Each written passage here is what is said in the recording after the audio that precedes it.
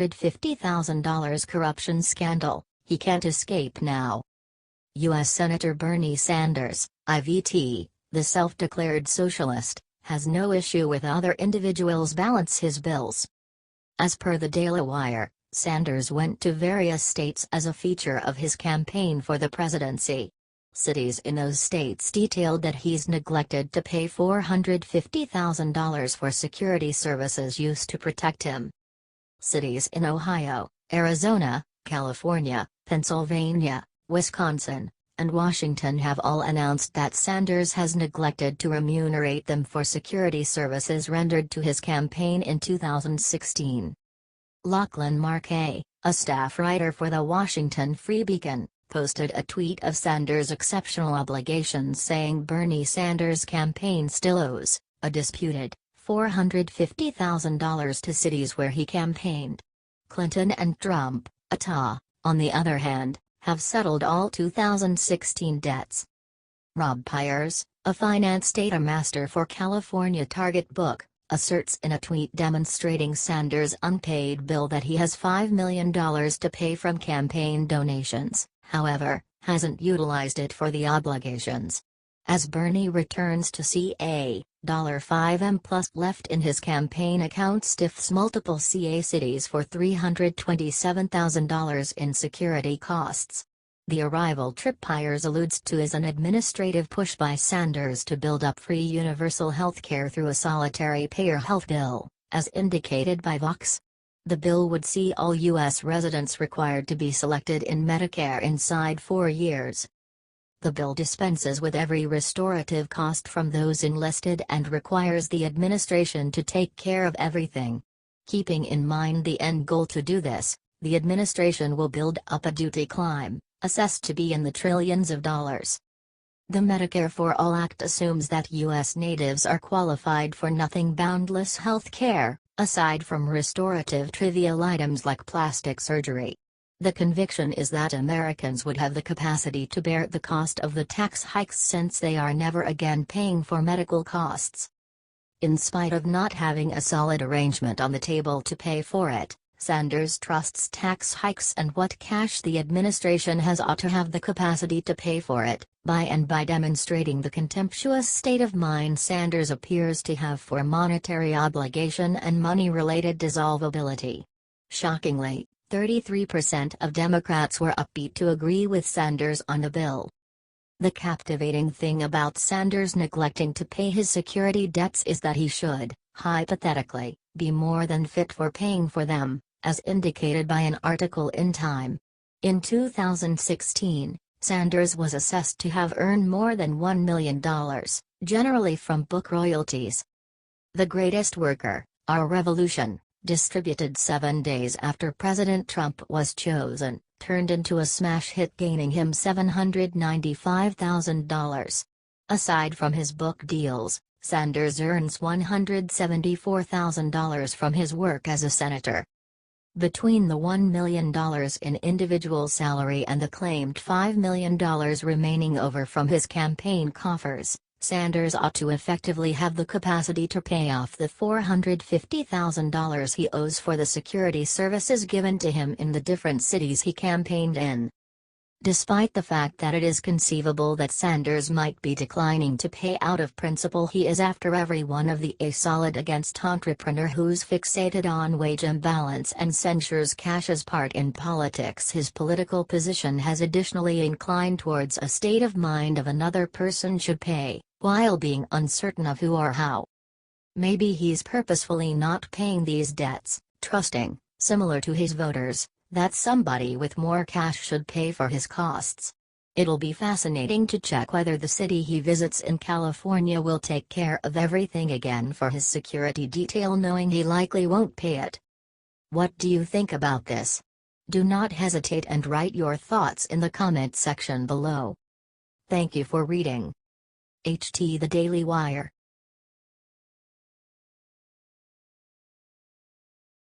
Sessions just explode. He says he's had enough. DOJ will now interview in all. You know things have become crazy when the boss needs to step in and set individuals straight. What's more, The liberal war on free speech in this nation is recently that wild. Americans can't protest, watch a speech, or express a conclusion any longer without getting assaulted. In some cases actually. It's the reason Jeff Sessions is prepared to intervene in school free speech cases, and to toss the full weight of the Justice Department behind assaulted conservatives. Via Breitbart. Decrying what he sees as political correctness run amok, Attorney General Jeff Sessions said Tuesday the Justice Department will support students who sue universities claiming their free speech rights were violated. In declaring free speech under attack on college campuses, Sessions dove into the issue of conservatives who argue their voices are being drowned out on college campuses. Speeches by right-wing figures have been derailed by protests and threats of violence. That last paragraph is outrageously understating the obvious. Since, honest truth, conservative voices are being muffled on school campuses. Consider the evidence. Milo Yiannopoulos endeavored to talk, and there were riots. Ann Coulter attempted to talk, and the college just crossed out her appearance. What's more, dislike the colleges didn't need these speakers there in any case. They took their invitations back, after an excessive number of leftist students grumbled. Or, then again, rather, just had a BTCH tantrum. And keeping in mind that I'd love to state that the free speech disapproved of era of youthful college scholastics, dreadful of what might occur in an America overwhelmed by an overbearing hive mind, rose to the event and requested that the right voices be permitted to talk, with the goal that the left brains should think about, consider, and acknowledge what a great thing the First Amendment is for this delicate nation. It just didn't occur that way. Which is the reason the main recourse for most college conservatives is to sue the college. Furthermore, request that they regard the First Amendment. Also, that is only a hell of a lot easier demanding to do on the off chance that you have the U.S. Attorney General at your back. What's more, he does. Protesters are now routinely shutting down speeches and debates across the country in an effort to silence voices that insufficiently conform with their views, Sessions said. As he spoke, the Justice Department announced it would lend its support to a student who argued his rights were violated when administrators limited where he could preach Christianity on campus. Sessions coordinate his words with his deeds. We could utilize more folks like that in D.C. What do you think about this? Do not hesitate and write your thoughts in the comment section below. Thank you for reading. H.T. Breitbart.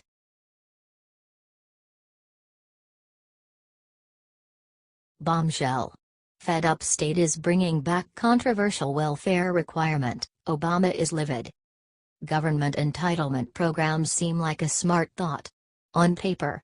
Be that as it may, as a rule, they are mishandled by individuals, making an enormous weight on the citizen. The main genuine solution is to get as many people as possible off these programs. That will urge them to help themselves. However, how? There has been one extraordinary answer for the issue. Many states have begun doing it. Presently one more is joining their ranks. Via Conservative Tribune.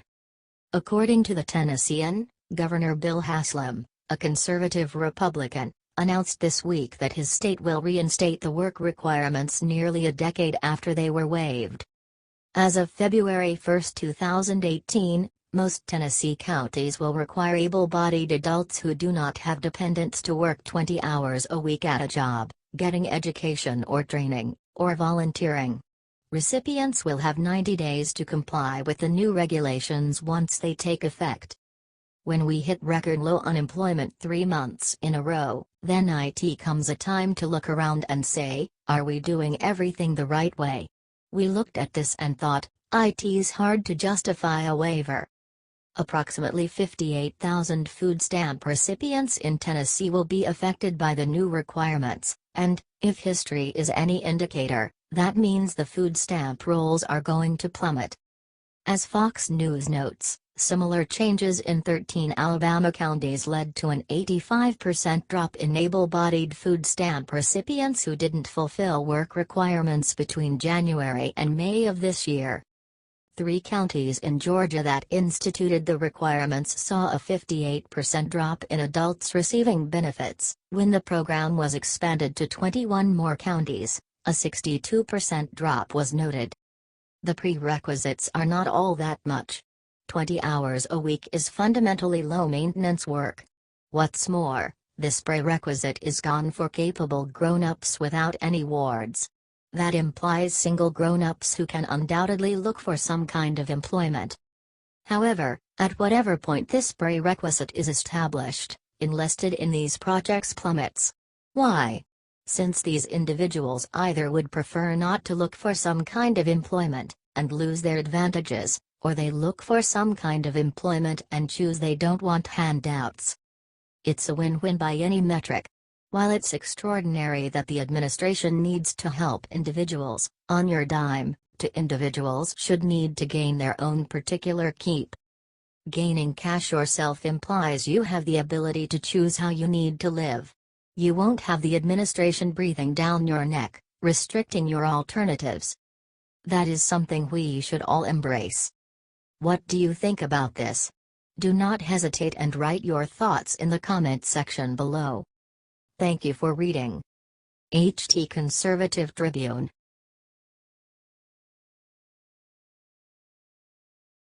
No one expected this. This man just leaked the disgusting truth NFL is desperate to hide from American people. Stuart Varney has now joined Fox and Friends on Monday to discuss the NFL national anthem controversy. This Sunday, 200 NFL players and staff knelt down to protest the national anthem. Varney reminded the whole Fox and Friends nation that the NFL stadium has gathered $1 billion in government endowments. He said, "There's $1.1 billion in direct subsidies from taxpayers to the NFL. Taxpayer subsidies go to the building of stadiums. There have been 20 new NFL stadiums since 1997. All of them have received a degree of taxpayer subsidies.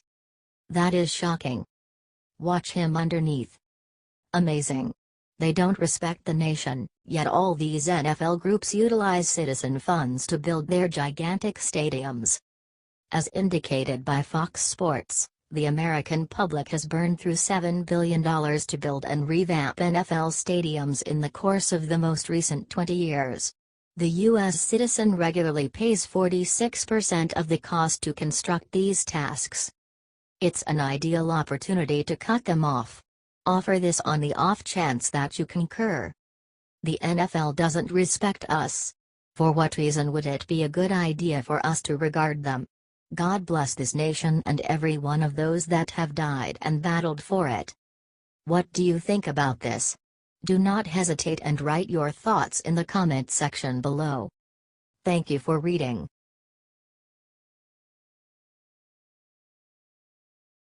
Look what Maine governor took away from Lib sheriffs, they are furious. Lib philosophy has spread so profoundly in America, it's even in law enforcement. Which is the reason this next sentence will sound abnormal. An elected official just signed a law that makes law enforcement authorities comply the law. On the off chance that it sounds abnormal. Well, it is.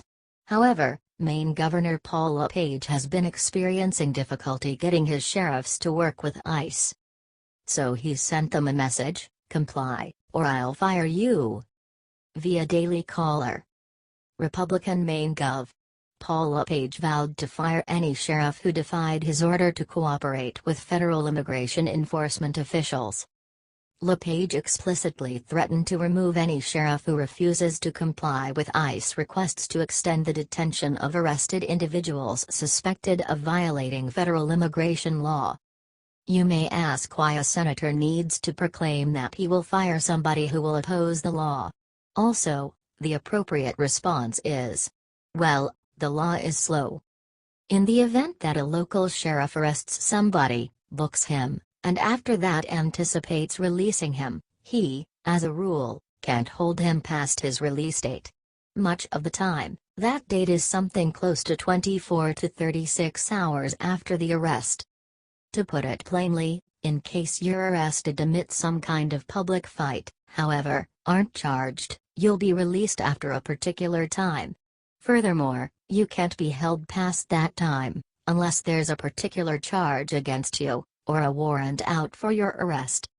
What's more, unless, obviously, you're in the nation illicitly. The issue, however, is this current: there's truly no system set up for ensuring that local law enforcement holds somebody until the point when ICE arrives. That is the reason it's typically called an ICE request instead of an ICE order. Influencing an ICE to ask for a request would require a considerable measure of lawful paperwork and court dates. The law is slow. Also, it's the reason Governor LePage chose to make it an unequivocal request, however of his own, which is considerably quicker. What's more, he had justifiable motivation to do as such. The governor's announcement, which references his authority to dismiss sheriffs who defy his orders, appears to be directed at Cumberland County Sheriff Kevin Joyce. Joyce informed ICE that he would not comply with requests to detain arrested individuals beyond their scheduled release date, absent a warrant. You mean a sheriff boldly opposed government law? What's more, the governor needed to remove the time from his date to let him know he'd be let go. In any event, a few people see how to carry out their jobs. What do you think about this? Do not hesitate and write your thoughts in the comment section below. Thank you for reading. HT The Daily Caller.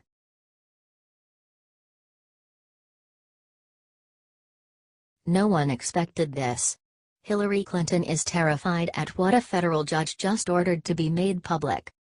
On the off chance that one thing conservatives never appear to beat, it's the energy of Hillary's corruption. That appears to be invincible, regardless of the possibility that her presidential campaign wasn't. The actuality is the main genuine loss that Clinton suffered, after she gave law, order, and transparency the middle finger, again and again, was her campaign loss.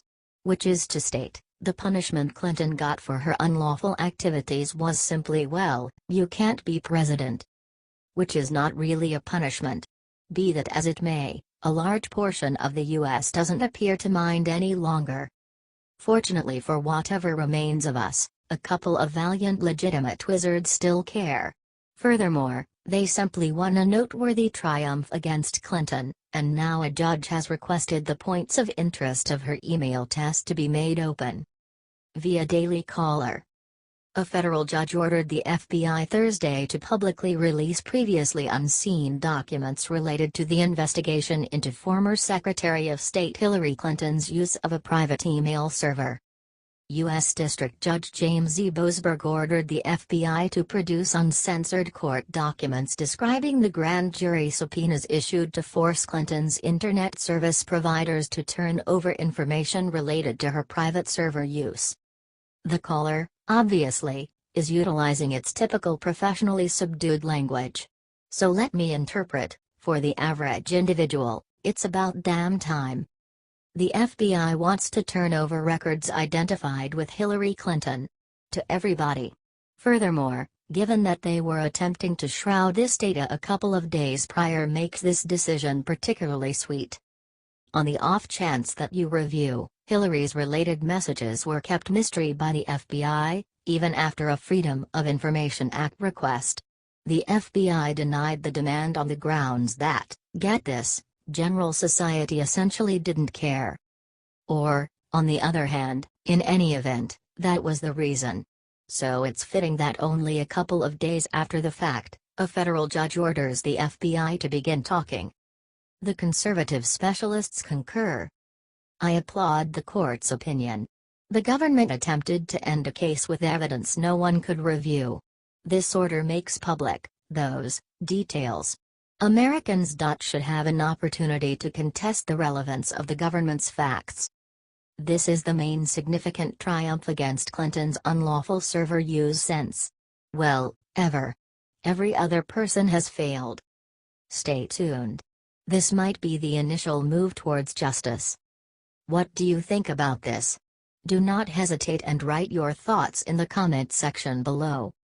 Thank you for reading. HT The Daily Caller.